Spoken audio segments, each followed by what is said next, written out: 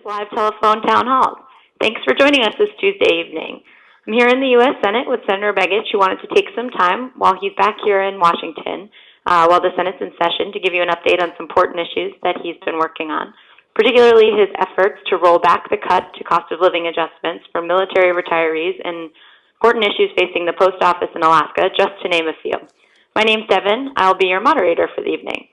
Tonight, again, Alaskans will have the chance to chat with Senator Begich and also ask him questions. Thanks for joining us. In just a moment, Senator Begich will join us with some opening remarks. If you have a question for him to start, you can press 0 on your phone. And for folks just joining us too, if you do get disconnected this evening, you can write down this number and call it back, or it is posted on Senator Begich's Facebook page at facebook.com. I'll only say the number once, and it's this: 877-519-6647, and the access code is 152218. The town hall will also be live streamed on Senator Begich's website, so do share with family and friends if you can, or if you do get disconnected, you can check it out there. Again, for folks just joining, press 0 if you have a question you'd like to ask.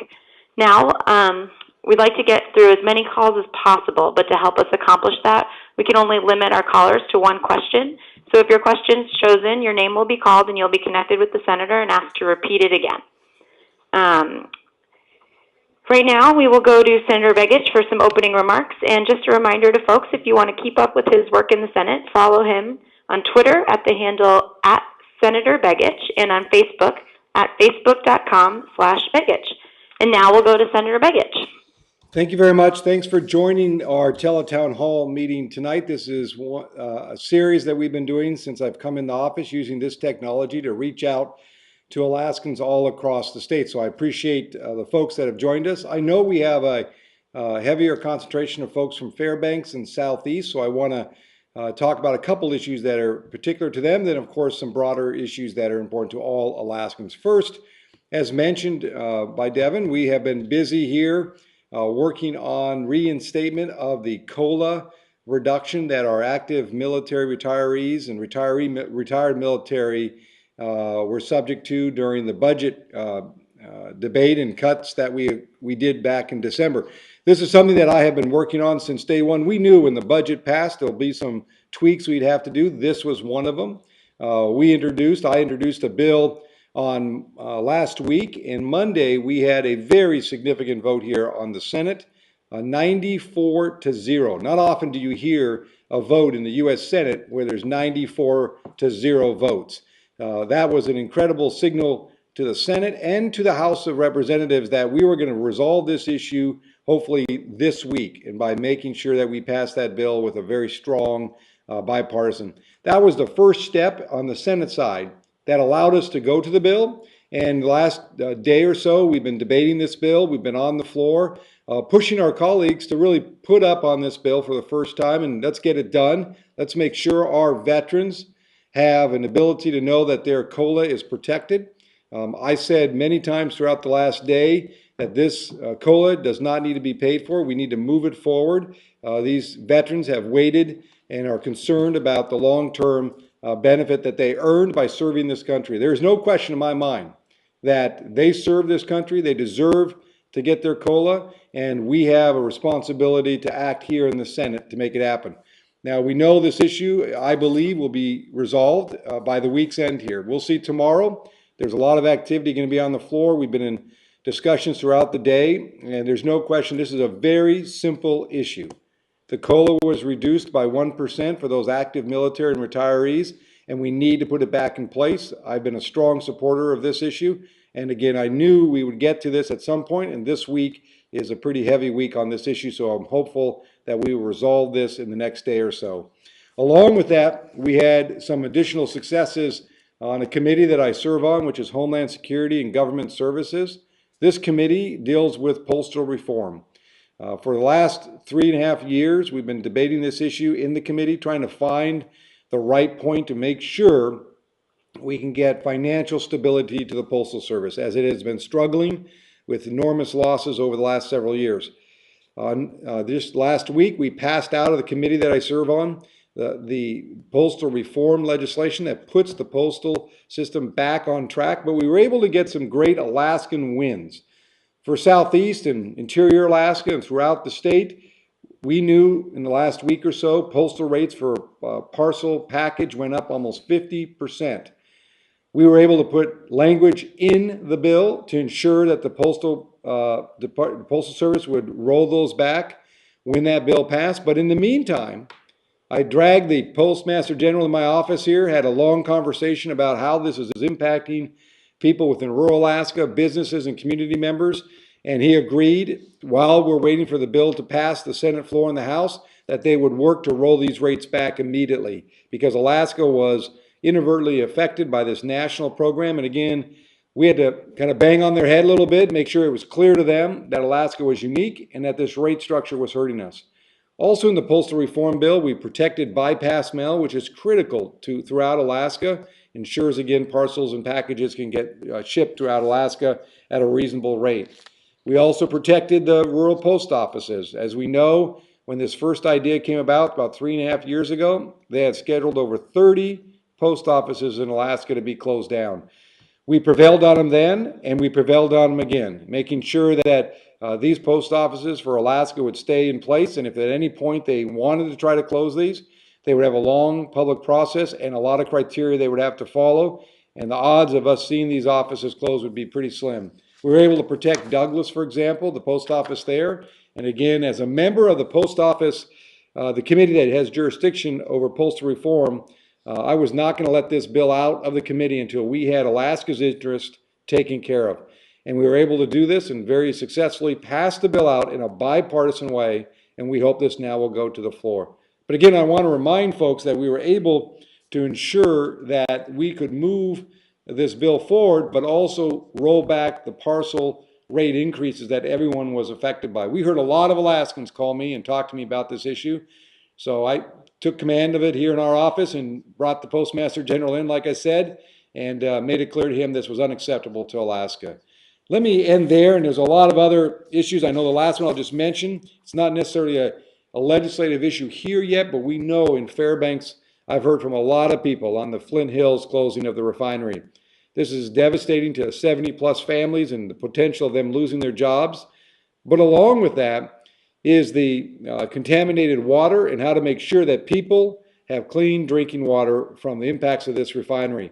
I know the mayor up there, Luke Hopkins, is working hard on this issue. We want to support his efforts as well as the community in making sure that we can get this refinery open, but also making sure that water is clean and drinkable for the residents of the Fairbanks region. We wrote a pretty direct letter to the governor that he needs to step up and get his people on board here and try to see what we can do to solve it. We are ready to help any state agency or local government and anything we can do to try to make sure we can protect those 70 jobs, but also to make sure we get this water issue resolved. We know this has been a long-standing issue. I saw someone today, matter of fact, who talked to me that was from Fairbanks region, 10 miles away from the refinery, who is the same issue, concerned about the water and making sure we do the right thing here. Let me end there and let's just open up for questions, and I'll be happy to take them. I know Devin will walk through them. And again, I'll try to be quick on the questions so you will have as many questions answered as possible. But thank you for joining us tonight. Okay, we'll get started with questions. For folks who just joined, if you have a question you want to ask, please do press 0. Right now, we're going to go to a question from Terry, who's in the North Pole. Terry, you're live right now. Hello, Senator. How are you doing this evening? Very good. Thanks for joining us. So I was curious. I appreciate you fighting to get the COLA reinstated for our military veterans and retirees. But then that begs another question. And why did you vote for the bill that reduced the COLA in the first place? Well, two things, though. As you know, the whole delegation did. Senator Murkowski, Congressman Young, and a lot of Republicans, a lot of Democrats. The budget bill, which was up in December, we knew we'd have to pass the budget bill so we would prevent another government shutdown. As you know, the government shutdown was the wrong thing, and it was, again, being jeopardized or being at risk again by some members of the House. And we knew we had to pass this budget bill so we can get on to the role of appropriations, which I sit as a member of appropriations. And we also made sure on this provision, we put the language in there to make it effective not till 2015. Why did we do that? Because we knew we were going to come back and fix this. But we had to get the budget passed. This was the first bipartisan budget passed the U.S. Senate and the House, first time since 1987. I heard from a lot of Alaskans, get the budget passed, pass a budget. Well, we did it, but we knew there's going to be some tweaks we'd have to do. The delegation was unified on passing that budget. And I knew we could get right to it and fix this COLA, and we're doing it. I would put, I don't want to say I'm a betting man all the time, but I would say I'm a betting man on this, that probably by tomorrow or Thursday, we're going to reinstate that COLA 100%. And I have not stopped fighting on this issue from the day we passed the budget. So I know it sometimes sounds somewhat convoluted in how we deal with these issues, but we knew we had to pass the budget in order to get to the appropriations bill and prevent a shutdown, which would have affected, if a shutdown would have occurred, we would have affected people, veterans trying to get disability claims filed, education expenses for our veterans trying to get an education and job training, many other things that would have impacted veterans. So you kind of had to take a little bittersweet there, but we knew we could resolve this issue fairly quickly, and we're doing it right now, and I think that's a good step. So, you know, sometimes legislation back here is like making sausage. You don't want to see sometimes how it's made, but you want to see the result, and the result is two things. First time since 1987, bipartisan budget passed both bodies and signed into law. Second, the COLA is coming back in full force, and people will have to be ensure that they will have this COLA and rest at ease afterwards. Next question. Our next question is from Donald and Homer. Donald, you're live with Senator Begich. Good evening, sir.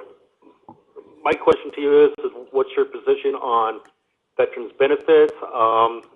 I've heard a lot going around on the web that you voted against it. So what is your position? Yeah, you know, it's, I'll tell you, Donald, thank you for the question. You know, it's like that Allstate commercial, you know, that person got a date on the web and the person's supposed to be a French guy, and really it's not necessarily. You got to be careful what you see on the web. I am on the Veterans Committee from day one since I got here, and I can show you a list of things that we have been able to do to ensure that veterans receive the benefits, not only that they earn, but they deserve for the service they have done to this country. 77,000 veterans in our state, highest per capita in the nation. Let me just give you a couple quick ones. For example, when I came here, the veterans of our state, but also of the country, we had a lot of wounded warrior veterans, and spouses wanted to stay home to take care of them, because that's the best care you can get, is when you're at home with your family and making sure you got good care there. But they were unable to because of the economic harm that it did to their family. They had to work and then hire a nurse and go through all this process. Now we have legislation that is passed and in place that ensures that that spouse gets some assistance for them while they're at home taking care of their wounded warrior. Or the piece of the work that I did in making sure, for example, if you're a veteran and you go online and you get mental health services through telemedicine, no longer will you have a copay. Or working with Secretary Shinseki to make sure any of those veterans from the Vietnam era who had Agent Orange issues now are no longer concerned about having to pre-qualify and figure out if they have it or not. Now they get direct health care for that.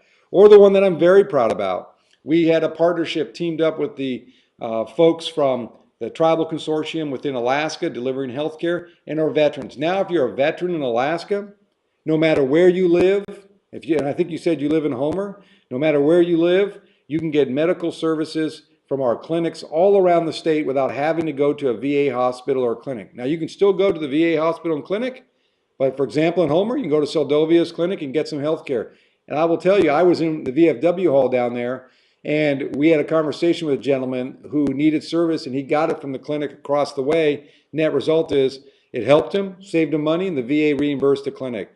So I have a long laundry list of things I've done for veterans in our state. I am proud of the service I've done for the veterans in this state. So again, I just give you a flag of caution of what you read on the internet about my service. There's a lot of people out there that are wannabes, want to run for office and claim a lot of things. But I just ask you to look at my record, go onto my website, and go to my page that lists out every single bill. And we're going to have another bill, a comprehensive veterans bill, coming up in the next week to 10 days, and we're very excited about this that I've worked on. So I've been a strong supporter of veterans. So Who's ever telling you that, I won't say the words here, but I'll just say they're incorrect. Next question. Okay, just a quick reminder to folks who may have just joined, please do press 0 if you have a question. Our next question is from Michael, who is in Fairbanks. Michael, you're live. Michael? Michael, you are next. Okay, we might not have him, so we'll skip to another question real quick.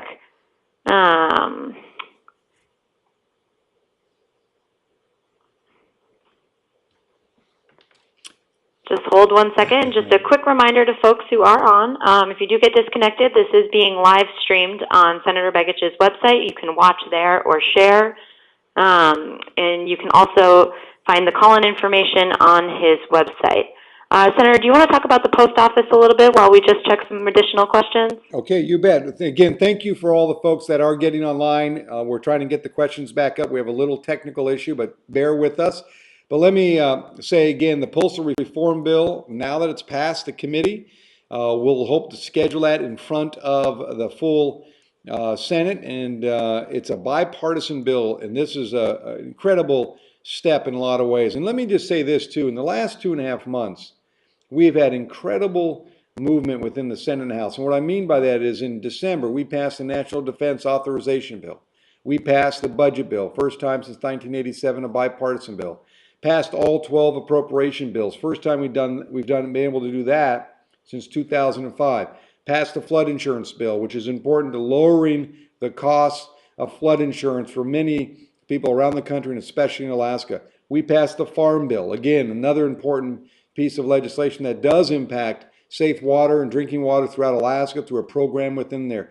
We are passing bills. Now, we were log jammed up the last couple of years, but I will tell you the last 2 months, we're moving some things. And I bet you tomorrow and Thursday, we will fix the COLA. We will make sure we don't default on our bills that we owe in this country. And we will continue to move forward on additional legislation because I think there is a new air around here that people are, some of us newer guys are fed up with the way it's been operated, that we need to get things done and we need to get some bills moving forward. Next question. Our next question is from Mike. Mike, you're live with Senator Begich. Yeah, good evening, Senator. Yes. Yeah, I appreciate your support for the for veterans. I know that you're very supportive of veterans and trying to get the COLA back. I can tell from a couple of questions that I don't know from them specifically, but maybe a couple of conservative websites trying to say he voted against it before he voted for it. As far as the COLA issue, sometimes you've got to vote an omnibus bill and everything in there you don't like, but you've got to get the government moving, and I understand that. Thank you. But what I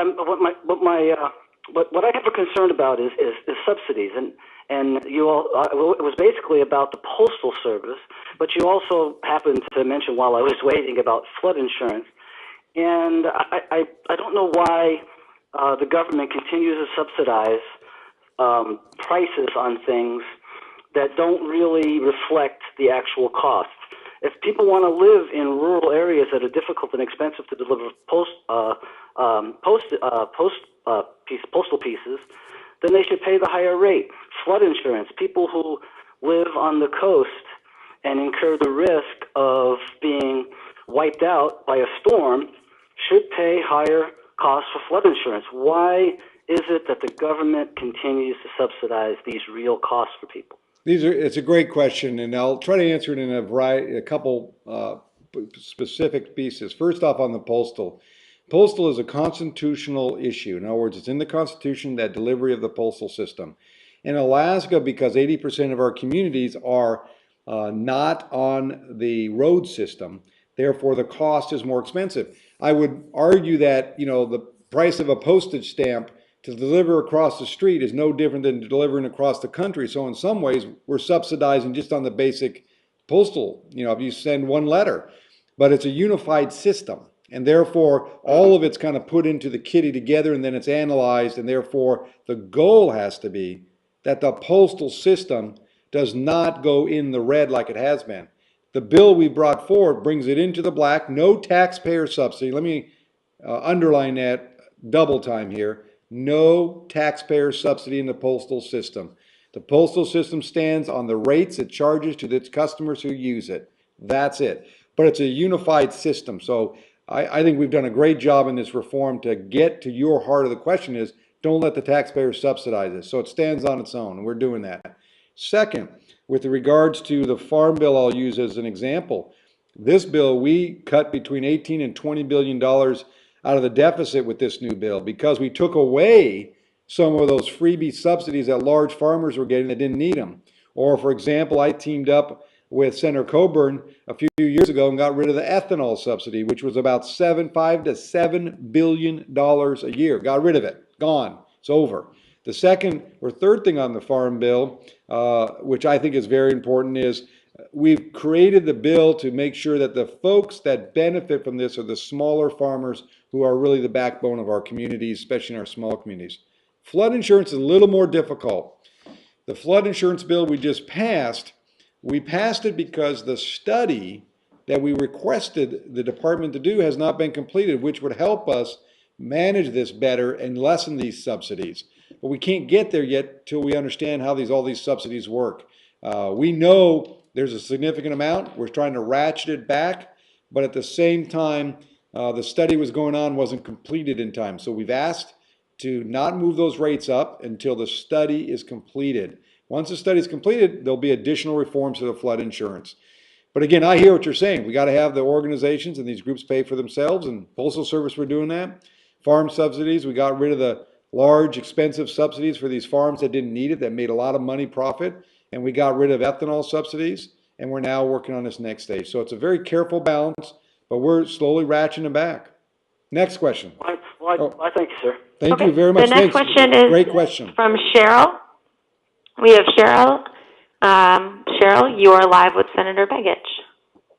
Good evening, Senators. Thank you for taking my question. Thank you. I live in Salcha.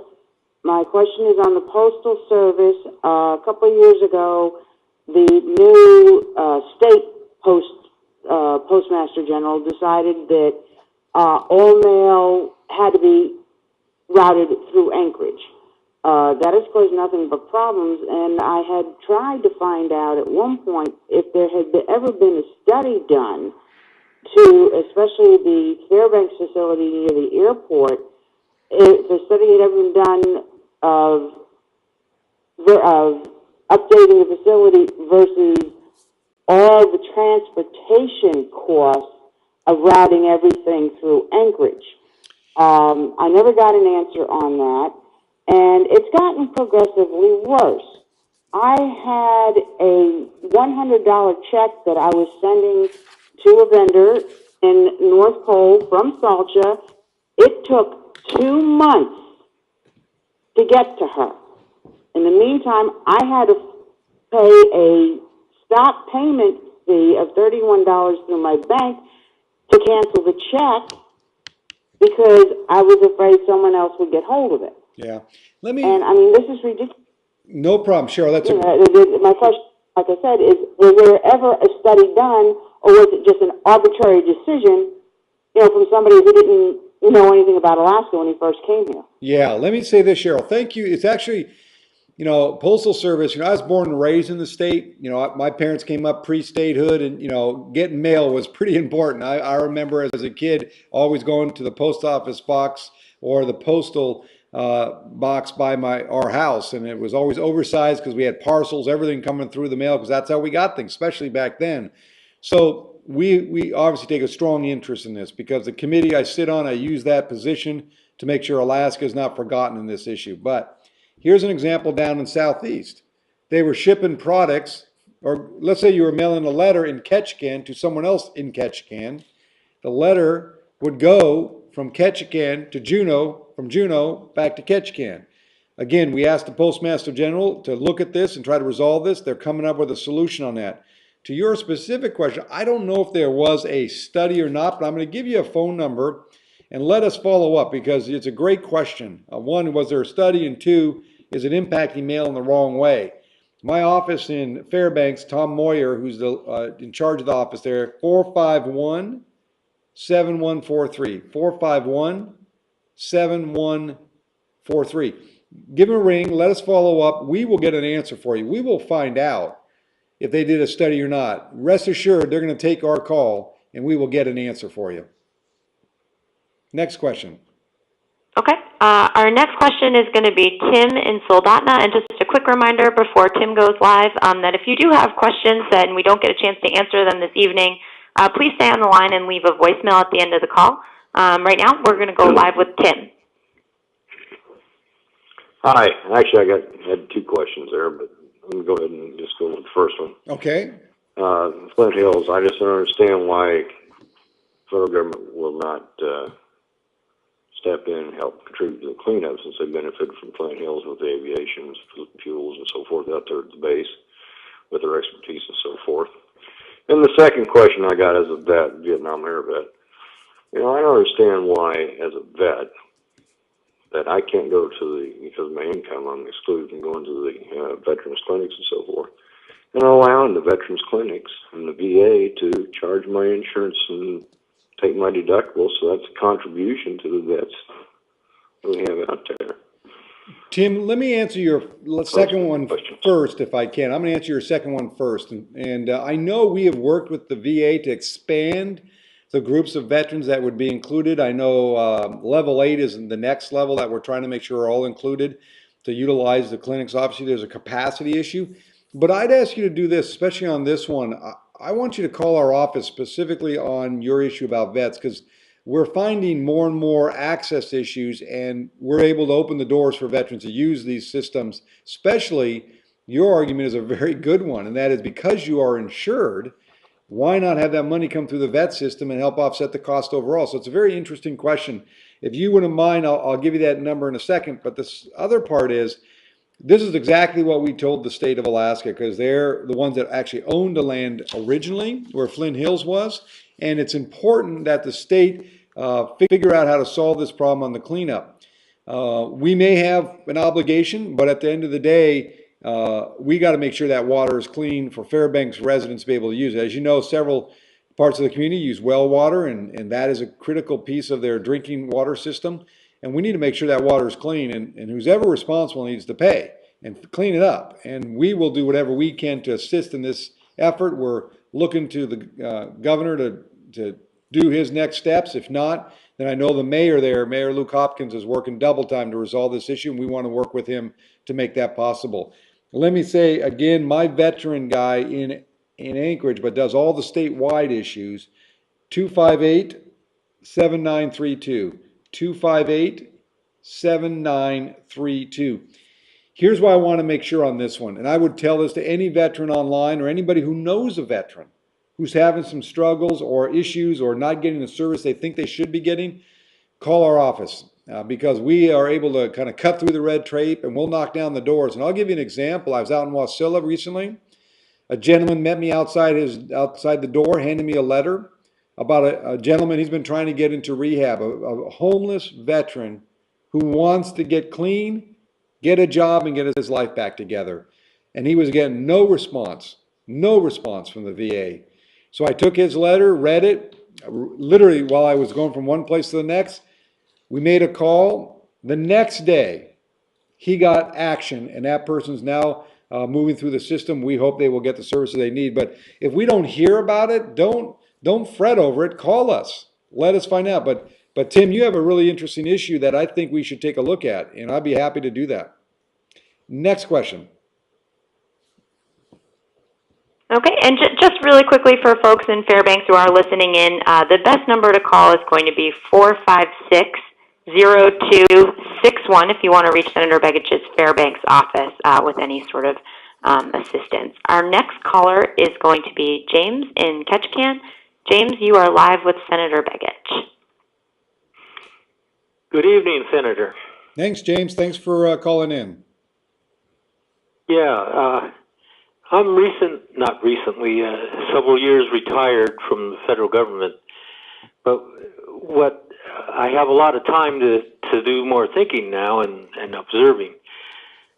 And my question centers around, there are a lot of young people coming out of colleges, coming out of high school, coming out of vocational schools, with some sort of expectation to go to work. And what I'm seeing is there just isn't meaningful employment for them. I mean, they get disillusioned. Is there a role that the federal government can play to help young people? I know you want to help the vets, you want to help the elders, but there's a whole several generations really of young folks who really need help, and they're going to be the ones that take care of you and me as we get older. No, it's a good point on that. There is, and here's part of the first problem, and this is where I think we need to be more aggressive, and that is we have a lot of young people going to higher education or career education or voc ed or whatever they might be selecting as their next post-secondary education. And the problem is that sometimes what they're coming out with doesn't match what the jobs are in their community because there's not a lot of coordination that needs to be done. So one of the things we're trying to do here, I have several pieces of legislation that talk about career education, not college education, career education, which includes college education, internship programs, certification programs, trade schools.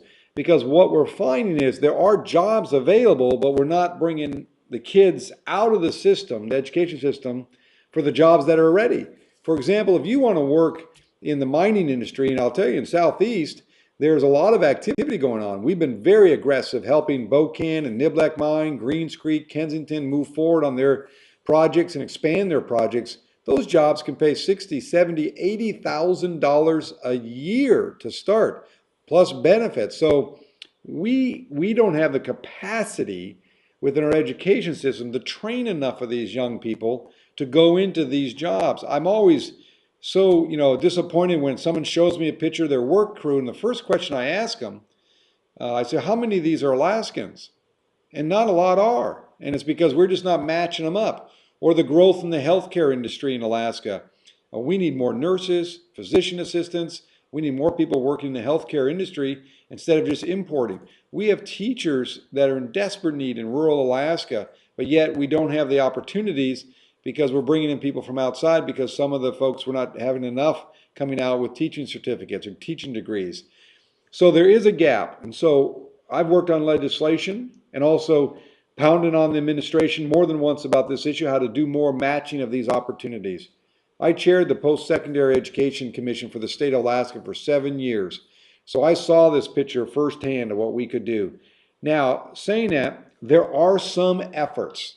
I have to say, the work we're doing on STEM education, science, technology, engineering, and math, are starting to get these young people focused on some engineering jobs that are readily available and high paying. We're getting more and more people who want to be in the area of tourism. And some people say, well, that doesn't pay a lot. Depends what you're doing in tourism. But there's some great jobs in there in hospitality business. There's incredible jobs in the mining and oil and gas industry that continues to grow. And so I think there are just a mismatch that we have to help as a government to say, look, if we're going to put money into these training programs, they need to match what the communities need. And so that's where we're focused on. So the simple answer, James, is yes, there are some. We can't create the jobs. We can create the matching and the opportunities where our money goes for education. Next question.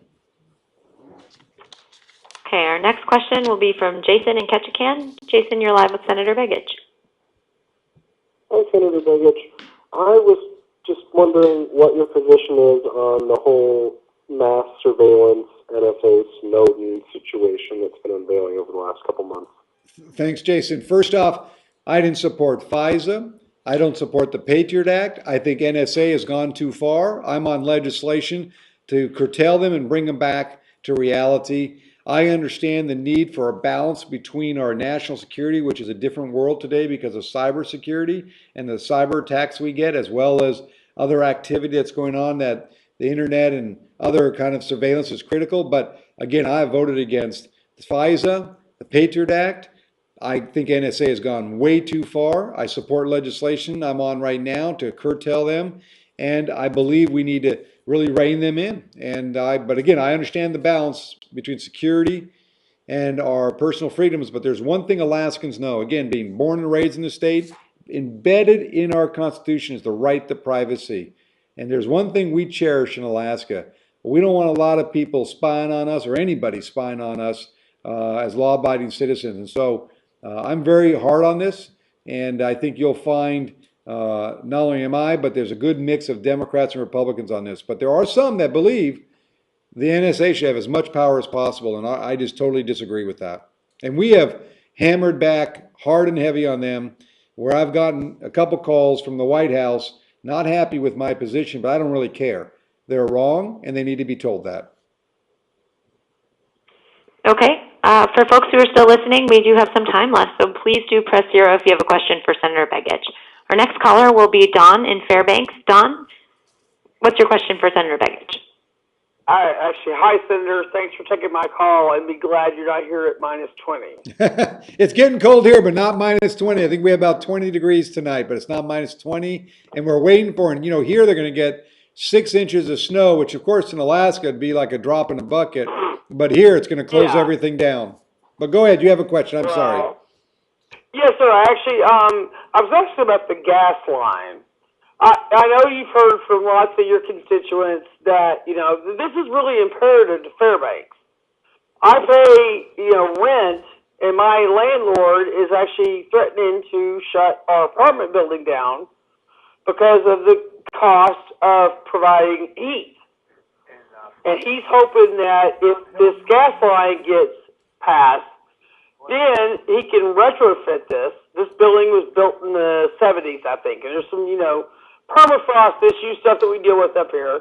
Right. But, he's paying $1,600 a month or more, I guess, in fuel for 10 apartments.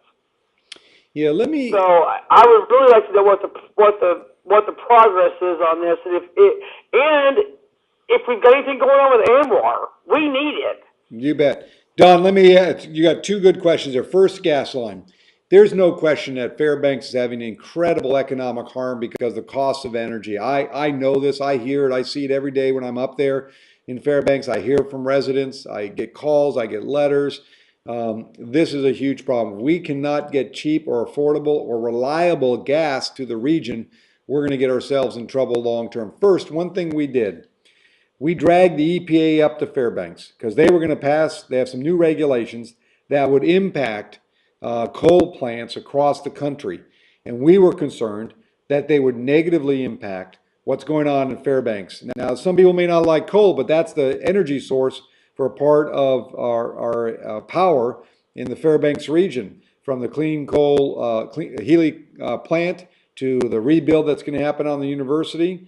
So we got busy with EPA. We got the Healy plant moving forward. We got EPA to take us out of the new regulations on the national level. They didn't like it too much, but we banged on their head and got a result. The other piece that we know is the gas line is critical to Fairbanks. And I'm not going to get on my rant about the gas line, but the state of Alaska has been twiddling their thumbs, talking about this for so darn long that we have not been able to get a result. Now, I know there's some movement, but I want, it's fine that they keep signing all these papers about their new commitments to everything. I want to see pipe in the ground. I want to see gas flowing out of the North Slope. I've said time and time again, we got the Obama administration to get off the dime and be ready and be available to move all the regulatory ends on the federal end very rapidly once the state makes a decision here on how they're going to move this gas line. We got to get gas to Fairbanks. I know Mayor Hopkins is working on this with some trucking of gas, but that's a short term, and he knows that, and we've been working with him, but we need to get a long-term fix, so we are there. Now, the issue about ANWR or oil and gas exploration, we have been aggressive about getting the Arctic open. Now, I tell you, 5 years ago, people told me it will never happen. Begich, don't waste your time. The Obama administration is going to lock us up tighter than a drum. And I said, well, we'll see about that.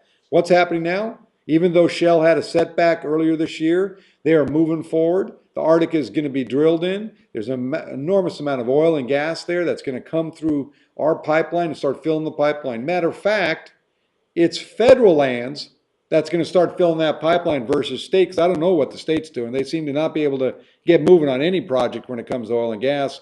But we are moving forward on the Shell development in the Arctic. Along with that, we resolve the long-standing issues on what they call CD5 in the National Petroleum Reserve. This is the first. They are mobilizing this year, ConocoPhillips, to start the first production. We're now working with them to get 2 more wells in development, which will produce, I think, around the 3 of them, 47,000 barrels, give or take there, of oil a day to the pipeline. So we're moving forward. Those are creating some jobs.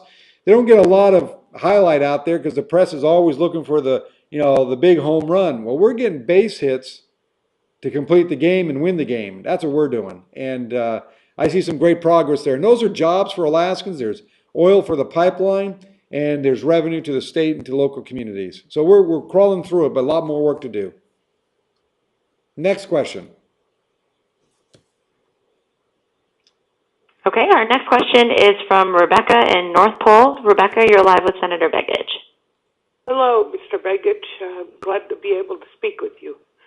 I have 2 questions. My first question is, in Bristol Bay, the Army Corps of Engineers has a utilidor going through Aniak Chak Monument that Jimmy Carter deemed as a national park.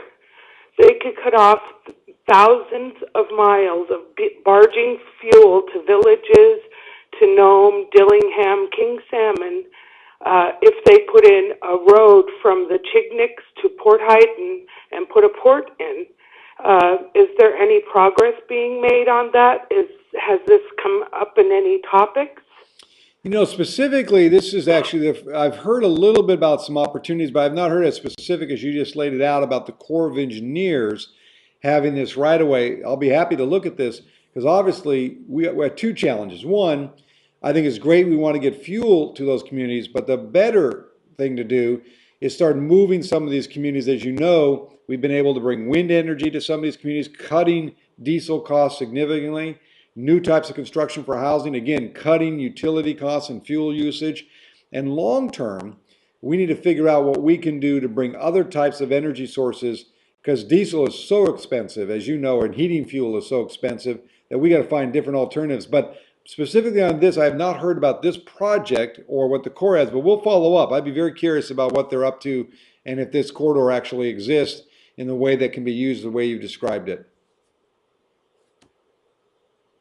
Next question. Okay. Our next question will be from Gail in Craig. Gail, you're live. Gail? Can you hear me now? Perfect. Now I can. Okay. Yeah. Well, I actually don't have a question. I just wanted to recognize that, you have sometimes, I'm sure, a very thankless job. And I just thank you for addressing the issues with our local processing of mail through the Postal Service. That was it was an eye-opener to us all that in Craig, if we were going to send a letter to Craig, it was going to have to go to Juneau first and then come back to Craig. And, the last couple of weeks is a classic example that, Juneau was fogged in for a week, and now we're snowed in down here. And we haven't gotten any mail for a few days. And, a week ago we didn't get any mail for 4 or 5 days. And I don't presume to tell the post office how to manage their business, but to take local mail that can be delivered in a box, picked up by a person, and put in a post office box, versus being picked up by a person, having to be recorded, then sent to Juneau and processed there, and then come back, be recorded again, and then go in the post office box. I mean, it's no wonder that they have financial problems. And I just want to tell you, thank you so much for addressing that quickly and efficiently. Well, Gail, first, thank you. You're right. Sometimes I feel like there's been tire tracks on my back every day, but it's every day here we're trying to solve problems, get results, and so we got to wear alligator skin at times, and that's okay. And if we can get some results, that's worth it, obviously. And this one was when I heard about it personally. I called the postmaster with a letter, very direct, and demanding him to come to my office so we can resolve these issues. He did that. And to be frank with you, I used the power of my office, not only as a senator, but sitting on the committee of jurisdiction over the postmaster, to make it very clear that this is unacceptable and a one-size-fits-all in this country won't work in Alaska. At the same time, I recognize we got to have this post office system being the black and making money so they don't go bankrupt. We did that, as well as making sure the Alaska pieces are protected. So we were able to do both, and that is how we try to get results around it. So thank you, Gail, and thank you to the folks in Southeast who really brought this to my attention, as well as others in interior Alaska that brought it to my attention. Once they did it, we got active, and I wasn't going to stand for it. So thank you very much, and I appreciate it to have a positive thought. Thank you very much, Gail. Next question. Okay, we've got 10 minutes left and still time for a number of questions. So we are going to go to Larry. Larry, you are live with Senator Begich. Oh, thank you. Hello, Senator. I've, written to you before, but my question and concern is road closures on Prince of Wales Island and, some of the other surrounding islands. But Prince of Wales Island has, 90% of all the road in southeast Alaska. And the Forest Service goes in, sells a patch of timber, the logger goes in, cuts it, all goes to Viking Lumber in Klawock. Right. Then they pull the road, pull the bridge out and water bar the road and eliminate any access for other small business like myself or subsistence or forest restoration. They're talking about doing something with second growth, which is a whole other subject, which is, a big waste of money. But, can you stop closing roads here? Well, Larry, and let me reopen some of them. Yeah, Larry, let me do this on a couple fronts on this. As you know, we've been working, and I don't know where you stand on this, but we've been trying to get the Sea Alaska bill done and completed, and we're busy trying to get that bill done. We got compromise and agreement from all the different groups at the table, not 100%, but enough to move it forward. We've been able to push back on the administration on many issues. So that's one piece. The second part is the access issue. This has become a growing problem. As you know, under the federal law, there's a roadless issue. Myself and Don Young, one on the House side and myself on the Senate side, have introduced legislation to exempt Alaska from the roadless rules because this has a direct impact to the issue you're bringing up. And so we got to get this fixed for Alaska. This has been an issue pending for years for Alaska. So I don't have a clear answer yet for you, but we are working with the administration. And when I say working, this isn't just having a little coffee with them. This is pounding on them and recognizing that Alaska's in a different situation. So we don't have a full resolution to this, but I can tell you the legislation we have pending, both the Congressman Young and I, are focused on trying to resolve this issue once and for all. But we need to get some administration fixes. So we don't have a solution, but it sounds crazy for them to rip out bridges if they've already been built. Why wouldn't we just leave them and leave minimal access, meaning that people can still access it and not have the cost and potential damage you could do by ripping all that out and damaging the stream banks and everything else. So I will follow up specifically on that component, but I know the problem is the federal law prohibiting this area because of roadless areas. So I understand the concern. We've been trying to work on this for some time. Next question. Okay, our next question is from David in Sandpoint. David, you are live. Yeah, hi, Senator. The King Cove natives have been good stewards of their lands for thousands of years. Why would Secretary Jewell deny King Cove residents a road to Cold Bay after the federal government and the Aleutians East Borough spent millions of dollars over 20 years of negotiating an extremely generous land swap for the state, for the government? Can't figure that one out. Yeah, David, I can't figure it out either. And I will say to you that it wasn't just generous, it was extremely underlined capitals. This was extremely generous offer by the state, the village corporations, for a small chunk of land for a road that I believe would not have the environmental impact that some believe. As I've done a couple things. Immediately when that decision was made, I introduced a piece of legislation and I know Don Young did too, to force this legislatively to be done. Second, there's a new chairwoman coming into the Committee on Energy and Natural Resources. She'll be in, I think, on Thursday. That's her new position. I've made a request today that we have a hearing on King Cove and the road for King Cove, because this is a life safety issue. This is about the trust that we have with the Native community and making sure they have access for the ability to get health care when they need it in a crisis situation. There's been some starts and stops in this over the decade plus, but I think we're not giving up on this. Let me make that very clear. And for the White House to assume, or the Secretary of Interior to think, well, geez, we've made the decision, we're done, we're moving on. That's not happening here. We're on this issue. We're not letting go. And like I said, we've asked the new committee chairwoman to have a hearing on this. We've introduced legislation to reverse this action, and we're talking to White House folks to say this is unacceptable. This is about Alaskans who need access to health care, and you're absolutely right. If there's anyone I trust with the management of lands, and especially in that area, is Alaskan Native people who've been there for thousands of years. So thank you for that question. Okay, we have time for just a few more questions.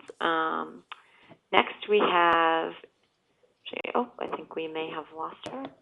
Oh, nope, we have Karen. Okay. Karen, you are live with Senator Begich. Hi, Mark. This is Karen Hansen. How are you? Oh, very good. Good to hear from you. Thank you. Thank you. First of all, I just want to say that I appreciate you giving out the numbers of your different offices. I know that a lot of Alaskans, and I've been here 42 years, and I've heard people say many times, oh, when they've got a problem, and I suggest they call their senators or congressmen, oh, they won't listen to me. But many moons ago, I worked as a staffer on the Hill for about 12 years, and that's what they're there for, and you have a terrific staff.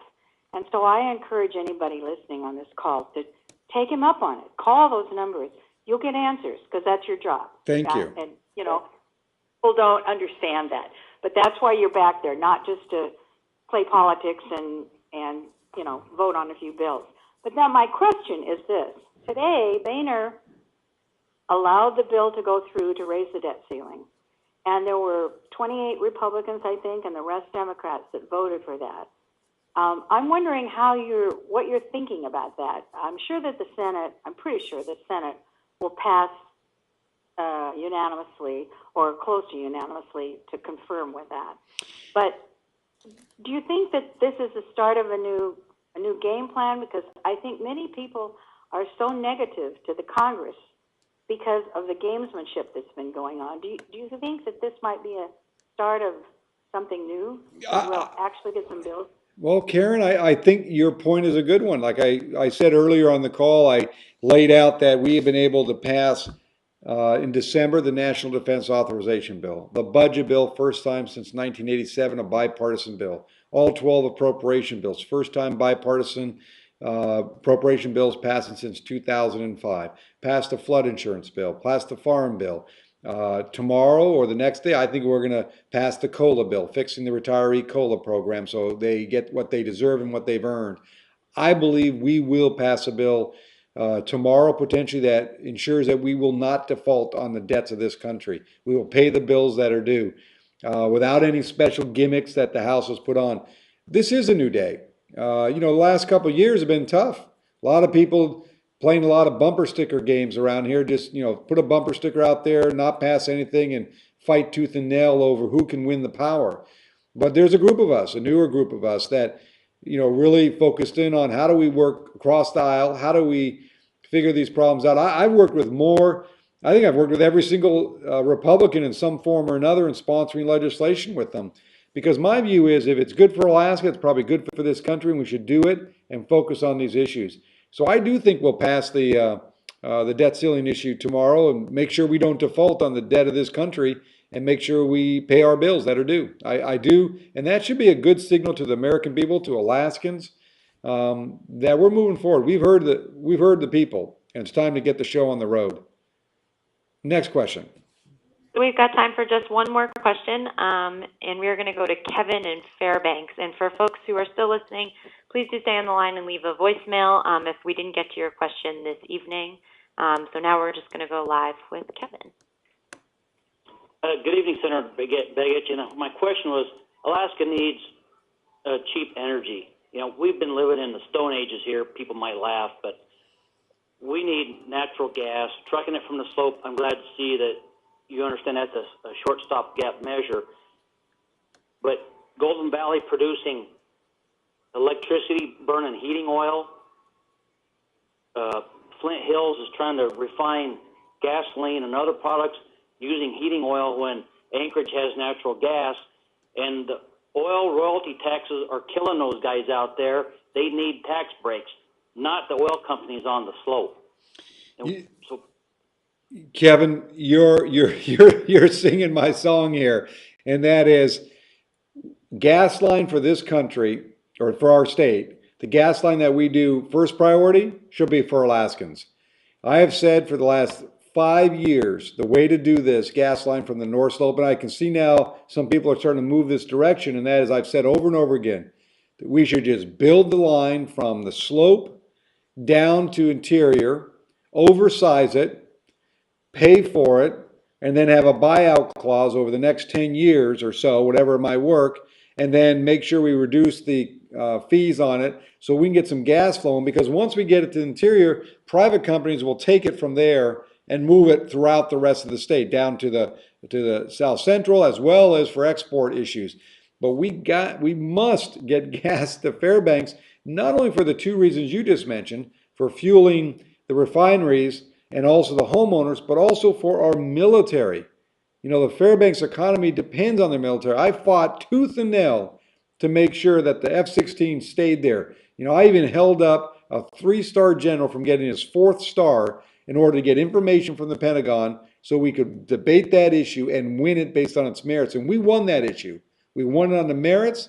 We got a great military up in Fairbanks. F-16s are there. I believe the F-35s are coming next. We got some other good plans coming forward with the military, but they also need good, reliable, cheap fuel, and gas is the answer. And I do believe that, again, the mayor is working double time up there. He knows the short-term solution, but we also need to work on the long-term. So I'm with you on this, but it's frustrating when we have a state administration, and this is not about the governor. It's just that these guys, I don't know who's making decisions around there. Let's just get off the dime and make these things happen, because, as Alaskan, and again, I remember the days that, when we had big ideas, we acted on them. We didn't sit around and do 30 studies and figure out what's the right move. We figured out based on our instincts, a calculated risk, and we moved forward. That's why there's a pipeline today that's moving oil, because we said, let's do it. Here we are with a gas line. We've been talking about it for decades. And it's ridiculous that people sit around and debate these issues when we know the answer. So I'm all about getting it done, moving forward, and not sitting around lollygagging like a lot of these guys seem to be doing down in Juneau on these issues. So I'm with you, Kevin, and we're doing everything here on our end to make sure the permit pathway is wide open so we can get going on this. So again, thank you very much for the question. Thanks for the time. Let me, if I can, I know we don't have enough time for any additional questions, but as Devin said, stay online, put your question on voicemail, we will respond. But I do want to stress some of the issues, just one couple wrap up on some of the issues. One, what's happening in Fairbanks with Flint Hills is, as I know and will hear from some of these families that are going to lose their jobs, is going to be devastating to them. And we got to do everything we can to make sure those people, those family members have jobs and can provide for their family. But we also need to make sure that water is clean and that it's usable and that it's drinkable by people in Fairbanks. So you're going to find our office here ready and anxious to help in any way we can to make sure it's done the right way. And to the rest of the folks in Southeast and throughout Alaska, when it comes to the Postal Service, it's a constitutionally mandated service by the federal government. My job is to make sure it runs in a, breaks even and it doesn't cost the taxpayers a dime, and making sure the services that Alaska has been receiving for our very remote areas continues at the cost that they have today. And that's what I've been doing and continue to do. But again, Thank you all for participating. Do not hesitate to contact our office. We'll continue to have our teletown hall meetings. I've been doing these since day one here in office. I love them. They give me a chance to tell people what we're doing, but also to take some hard questions and take some criticism, and also hopefully a few times take some positive things we're doing. So thank you all very much for joining us, and I look forward to hearing you and seeing you back home in Alaska.